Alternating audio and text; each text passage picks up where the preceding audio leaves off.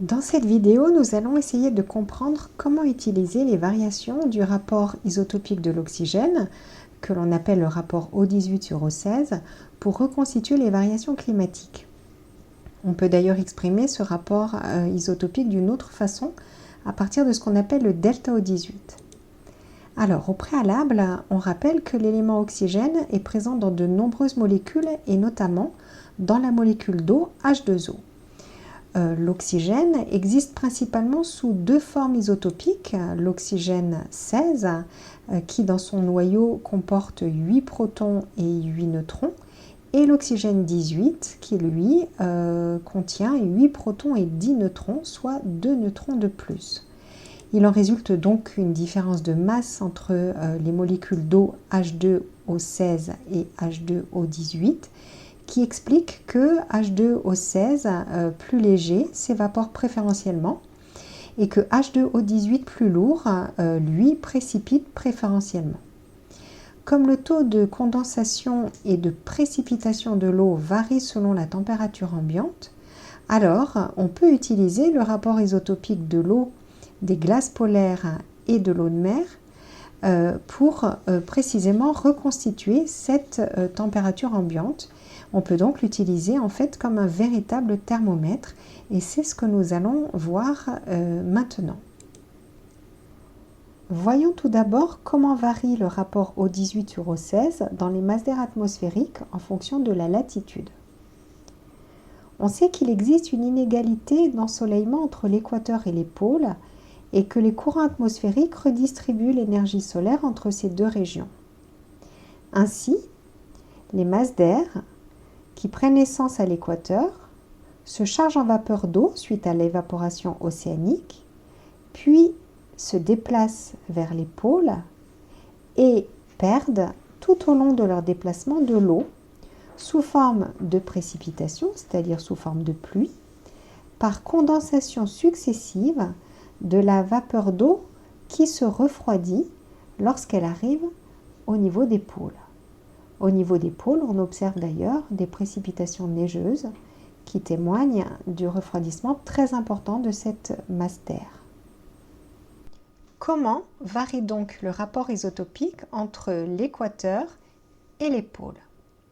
Donc à l'équateur, lorsque l'eau de mer s'évapore, l'isotope O16 plus léger passe plus rapidement dans la phase vapeur que l'isotope O18 qui lui est plus lourd. La masse d'air équatoriale contient donc plus d'O16 que l'eau de mer.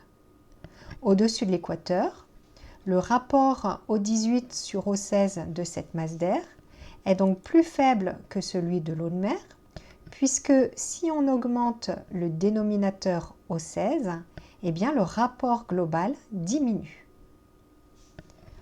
Au cours du déplacement des masses d'air vers les pôles, la vapeur d'eau se condense puisque la température diminue, et cela entraîne des précipitations. Comme les molécules d'eau lourde contenant O18 se condensent davantage que les molécules d'eau légère contenant O16, eh bien les précipitations vont s'enrichir en O18, alors que la vapeur d'eau résiduelle de la masse d'air, elle, va s'appauvrir en O18. Il en résulte donc que le rapport O18 sur O16 diminue dans la masse d'air, puisque cette fois-ci, il s'agit du numérateur qui diminue.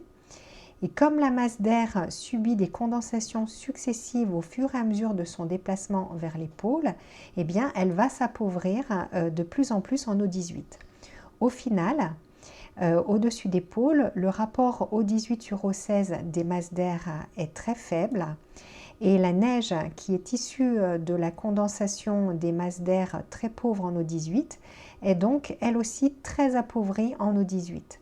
La glace, qui résulte de la compaction de la neige, va donc posséder un rapport O18 sur O16 beaucoup plus faible que celui de l'eau de mer. Le rapport de l'eau de mer actuel étant de 0,00193, qui peut donc être considéré comme un rapport élevé par rapport à celui qui est enregistré au niveau des glaces. Voyons maintenant comment varie le rapport O18 sur O16 dans la glace et dans l'eau de mer en fonction du climat. Il s'agit là d'une variation du rapport isotopique par rapport au rapport isotopique actuel que nous considérerons comme élevé dans l'eau de mer et bas dans les glaces. Considérons tout d'abord le cas d'un refroidissement climatique. Un refroidissement global affecte toute la planète, mais est toujours plus important au pôle qu'à l'équateur. Comme au cours d'un refroidissement, la diminution de température entre l'équateur et les pôles est très importante, les masses d'air se condensent alors de plus en plus à mesure de leur déplacement vers les pôles. Cette condensation entraîne une augmentation du retour d'O18 dans l'eau de mer et donc une augmentation du rapport O18 sur O16 dans l'eau de mer. Et dans le même temps, ces précipitations entraînent alors un appauvrissement très important d'O18 dans les masses d'air résiduelles et donc dans les glaces, qui voient leur rapport O18 sur O16 diminuer fortement. On note qu'au pôle, l'augmentation des précipitations de neige entraîne une augmentation du volume des glaciers qui va agir comme si les glaces stockaient l'oxygène 16 évaporé de l'eau de mer sans le lui restituer. Tous ces mécanismes conduisent donc à une diminution du rapport isotopique dans les glaces par rapport au rapport isotopique actuel et à une augmentation du rapport isotopique dans l'eau de mer, toujours par rapport au rapport isotopique actuel. Voyons maintenant ce qu'il se passe au cours d'un réchauffement climatique. Comme précédemment, les variations du rapport isotopique sont définies par rapport au rapport isotopique actuel. Lorsqu'il fait chaud, l'évaporation de l'eau océanique au niveau de l'équateur augmente. L'oxygène 16 léger passe préférentiellement dans la phase vapeur, mais l'évaporation étant importante, l'isotope O18 y passe un peu également. La masse d'air résultante au-dessus de l'équateur contient donc plus d'oxygène 18 qu'en situation de refroidissement. Comme au cours d'un réchauffement, la diminution de température entre l'équateur et les pôles est moins importante qu'au cours d'un refroidissement, alors les masses d'air se condensent moins à mesure de leur déplacement vers les pôles. Cette diminution de condensation entraîne moins de précipitations et donc moins de retour d'O18 dans l'eau de mer. Il en résulte que les glaces issues des précipitations neigeuses sont moins appauvries en O18 et donc que leur rapport O18 sur O16 augmente. D'ailleurs, si le réchauffement climatique est important, il peut ne pas y avoir de précipitations neigeuses au pôle et la croissance des glaciers peut être nulle. Il est même possible d'assister à la fonte des glaciers qui restitue alors à l'eau de mer de l'eau très appauvrie en O18, qui est l'eau caractéristique des glaciers, et qui restitue également de l'oxygène 16, celui qui s'était évaporé initialement et qui était stocké dans la glace.